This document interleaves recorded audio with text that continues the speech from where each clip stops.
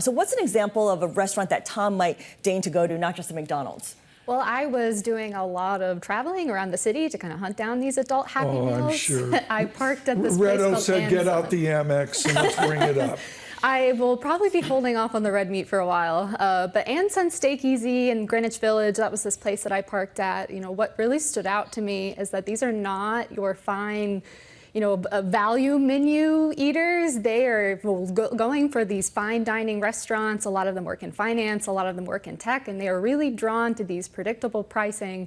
You mentioned the toy thing, Tom. What's interesting, I think, is the adult version of this Happy Meal always replaces the toy with a cocktail. I think that's a toy of a different what kind. makes them happy, but a lot of them really do say, they would be interested in a toy too if that adult one would provide it. And these pictures are phenomenal. I think part of this too is when you talk to the restaurateurs is they made sure that they wanted it to be really visually appealing so that people can post it to their social media.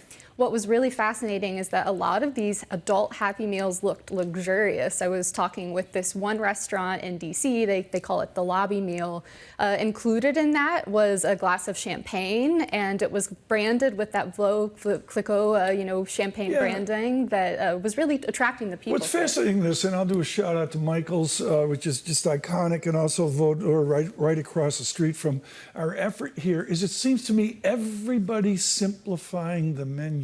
It just seems to be easier now to order than 12 pages of choices from years ago. Yeah, it makes things easier for the restaurant themselves because they only offer one or two things, right? There's not a whole lot of things you have to worry about with your supply chain and your suppliers. It's true. It's easier to offer these curated menus because a lot of the diners who I spoke with, they say that they face decision fatigue when they go out to eat these days. Exactly. You see that with line culture. TikTok and social media is just proliferating all of these new restaurants to try. And sometimes people, on a busy day, they just want to have the meal laid out for them.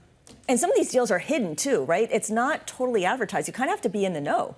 It's this layer of prestige and exclusivity. It's like a club that if I spoke with one restaurant that was selling so many adult Happy Meals that they had to kind of pull it away. And now they still sell it to people who ask for it.